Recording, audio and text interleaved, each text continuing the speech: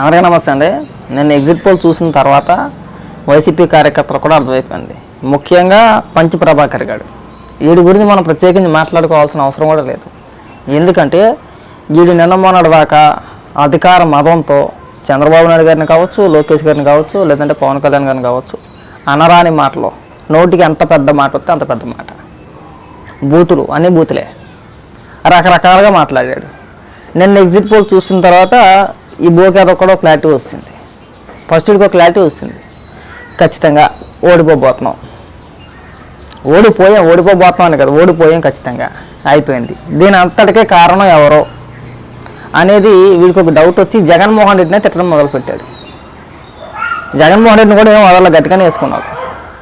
ఒకసారి జగన్మోహన్ రెడ్డి గురించి పంచి ప్రభాకర్ గారు ఏం మాట్లాడాడు ఒక 2 నిమిషాలు ఉంటుంది, ఓపిక చేసుకొని వినండి. ఎందుకంటే జగన్మోహన్ రెడ్డి మొఖాన్ని సొంత కార్యకర్తలు తుప్పుకుని ఉమ్మేస్తున్నారంటే మనం అర్థం చేసుకోవాలి పరిపాలనా విధానం ఏ విధంగా ఉంది అంటే. పైకి వీళ్ళు ఎన్ని బాజాలు భజంత్రీలు బాకాలు వేసి లేపినా లోపల జగన్మోహన్ రెడ్డి పరిపాలన పైన వీళ్ళ అభిప్రాయం ఇది క్లియర్ కట్గా చెప్పేశాడు.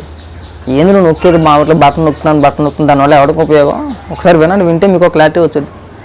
ఇది పంచి ప్రభాకర్ గారు ఒకరి మాటే కాదు, మెజారిటీ వైసీపీ కార్యకర్తల మాట ఇది. ఇలాంటి వ్యక్తే జగన్మోహన్ రెడ్డిని ఈగి పడేస్తున్నారంటే రేపు రిజల్ట్ తర్వాత పరిస్థితి ఏ విధంగా ఉంటుందో ఒకసారి ఊహించుకోవచ్చు. ఒకసారి ఇది ఏం మాట్లాడి వినిపిస్తా చూడండి.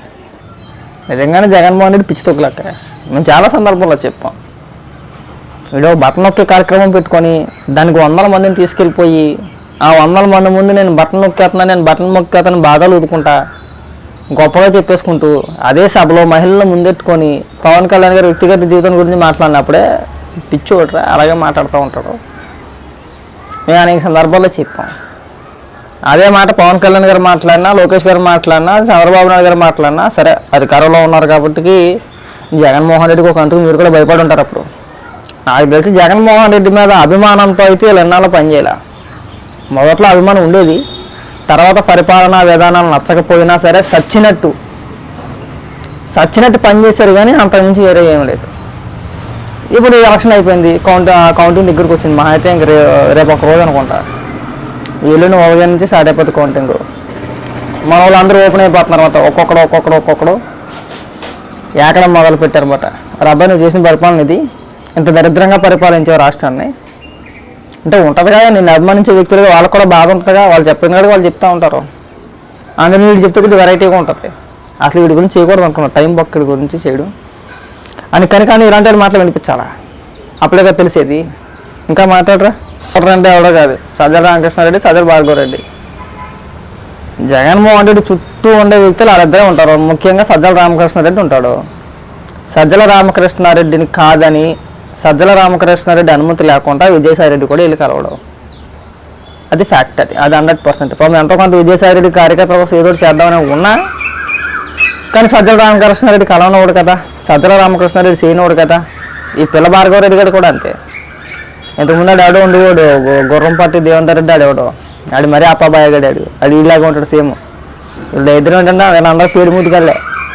ఆ గుర్రంపాటి కూడా అయినా ఈడైనా ఇంకొకటి ఉన్నాడు, ఆ ప్రదీప్ గడైనా ఆడైనా వీళ్ళందరూ పేరు మూతికల్లే. మేసర గడ్డలు ఏమి ఉండే వాళ్ళకి అదో రకమైన టైప్ మాట. వీళ్ళు వాళ్ళు ఏమి అతని పిచ్చి కాకపోతే మరి మీరు నోడు దొరకొద్దు, మీరు ఏది పడితే అది మాట్లాడేసి.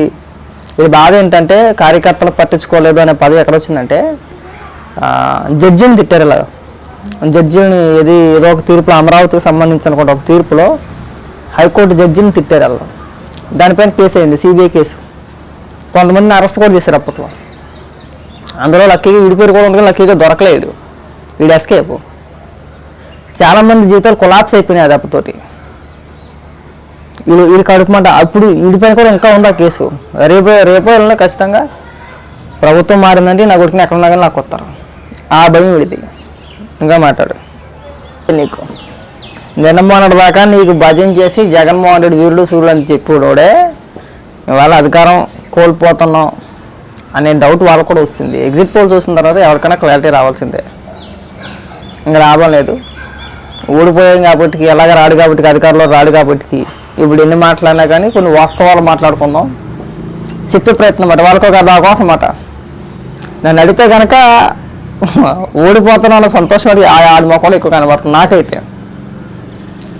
జగన్మోహన్ రెడ్డి ఓడిపోతున్నాడంటే సొంత కార్యకర్త కదా, జగన్మోహన్ రెడ్డిని అభిమానించే వ్యక్తిగా జనరల్గా ఓడిపోతున్నాడంటే మొక్కలు ఎంతో కొంత కొద్దిగా బాధ కనబడుద్ది. వీడికి అది లేదు, చాలా హ్యాపీగా ఉన్నాడు.